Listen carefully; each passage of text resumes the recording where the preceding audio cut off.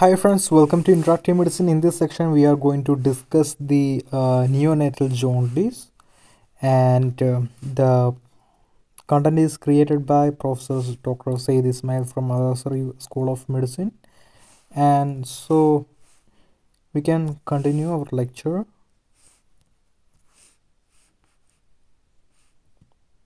So the objectives are the definition of jaundice,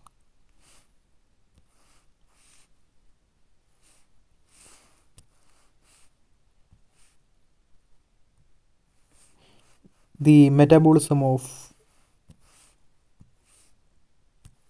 bilirubin, types of jaundice, causes of neonatal jaundice, management of neonatal jaundice.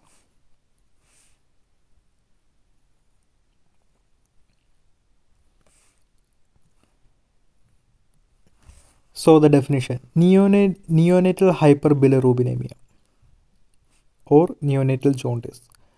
Definition: jaundice is the yellow color of the skin and sclerae caused by deposit of bilirubin.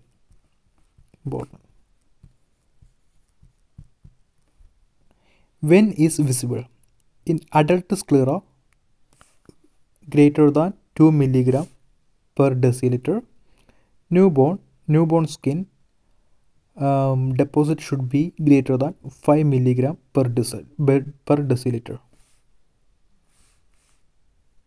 So in the when the blood the bilirubin greater than 2 milligram per deciliter, then we can see the yellow colorish in that person.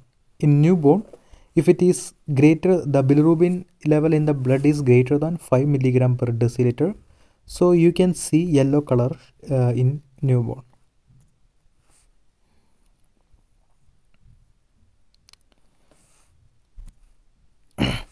The incidence of neonatal jaundice. In term, it occurs in 60%. In preterm, it occurs 80% of preterm neonates. Jaundice is the most common condition that requires medical attentions in newborn. So this is the most common condition. Okay, most common condition that requires medical attention in newborns. So the metabolism of bilirubin. Metabolism of bilirubin, which this is your spleen, just and liver. Here is your liver, and you have the gallbladder, and you have the intestine, right? So from the spleen towards the spleen, the RBC is going to be ruptured. So from the RBC, you can get get the heme. Okay, the final product of RBC is heme and globin part. Okay, you know that physiological mechanism. So the heme can be converted to the unconjugated bilirubin. Okay, unconjugated bilirubin comes to liver through with binding with albumin. Okay, albumin is a large protein, so it helps to transport of the unconjugated bilirubin in the blood. Okay, it comes to the liver. So unconjugated bilirubin is converted to conjugated bilirubin in the liver. So it is stored in the gallbladder. After it goes to the intestine. So the conjugated bilirubin is converted to the stercobilinogen and urobilinogen. Stercobilinogen and urobilinogen with the help of the bacteria were present in the intestine. So further, the stercobilin is converted to stercobilin, and the urobilinogen formed in the intestine is back to liver again, and through the blood system it goes to the kidney, and as a urobilin it excreted out through the body. Okay, so this is the general mechanism. Everyone knows the physiological mechanism of how the bilirubin is metabolized. So just revise the actual physiological mechanism. This is a short concept. So you need to remember there is an enzyme present in the liver, that is unconjugated bilirubin is converted to conjugated bilirubin by the help of glucuronyl transferase. Glucuronyl transferase. Okay, so the unconjugated bilirubin is binded with the glucuronate, and we get the conjugated bilirubin. Okay,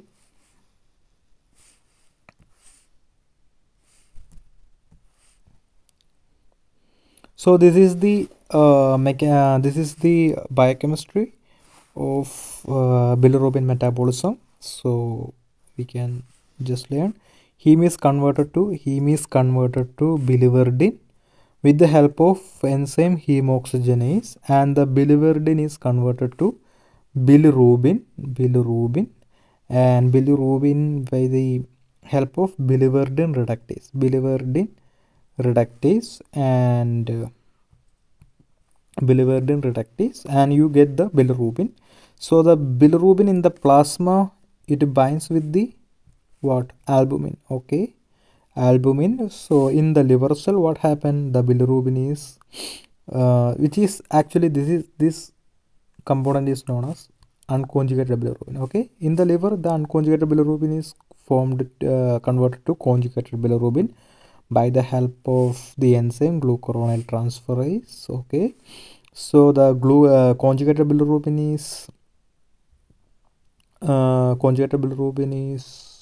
gets into intestine and it is released through the stools. Okay,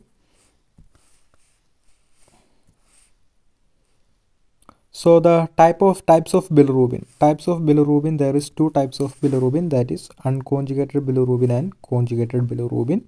So the unconjugated, or it is also called as indirect. Conjugated bilirubin is called direct.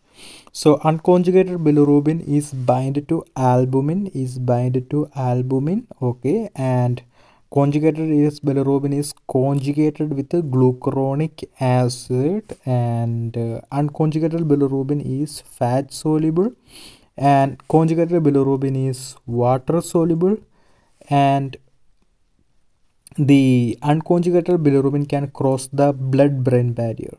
Okay, blood-brain barrier, because it is fat. Okay, blood-brain barrier which has the phospholipids, and the blood-brain barrier is more permeable to fatty substances rather than fat insoluble substances. Okay, blood-brain barrier is more permeable to fat soluble substances than fat insoluble substances. Okay, so conjugated bilirubin is more permeable to water, or more soluble in water, so it can be excreted in urine and your stools. And unconjugated bilirubin is toxic, important, highly toxic. Okay, if it is in high level, and conjugated bilirubin is non-toxic. This is the concept you need to know, between the difference between unconjugated bilirubin and conjugated bilirubin.